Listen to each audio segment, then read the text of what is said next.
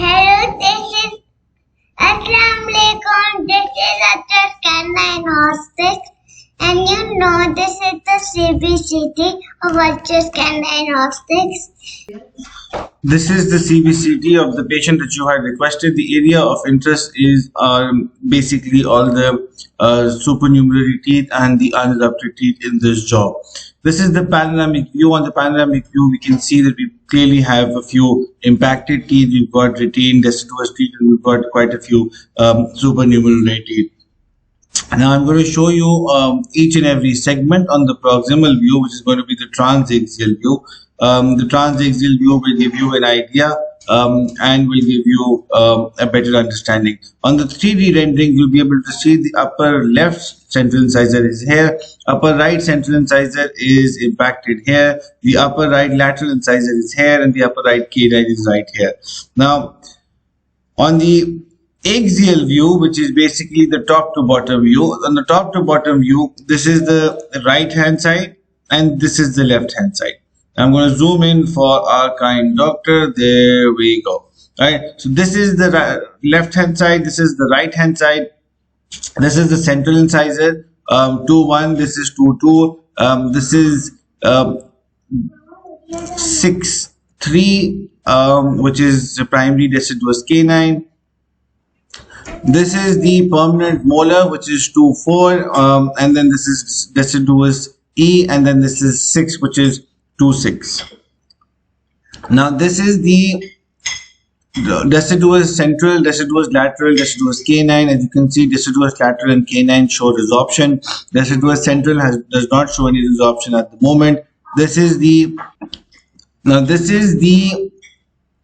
impacted tooth. This is the lateral incisor. This is a supernumerary tooth right here. This is another supernumerary tooth, as you can see, and then this is the central incisor right here. So this is the central incisor. The anatomy, as you can see, is of a central incisor, so it is present right high above, below the base of the nose. This is the upper right canine. The canine seems to be in the right position at the moment, and according to eruption, the canine is in position slightly. It is slightly apically placed, but still the half of the root has been formed. We will show you each and every segment.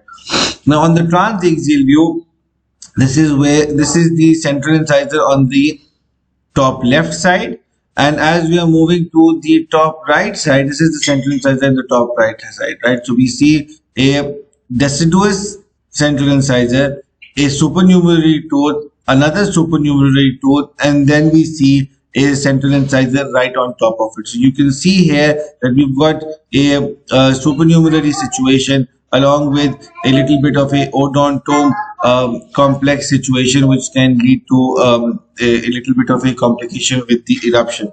We've got another tooth here. This is the lateral incisor, which is developing on the top right side, and then this is the canine, which is developing right here. So this is the canine. So we've shown you on the transaxial view the central incisor, the supernumerary teeth, and then the lateral and the canine.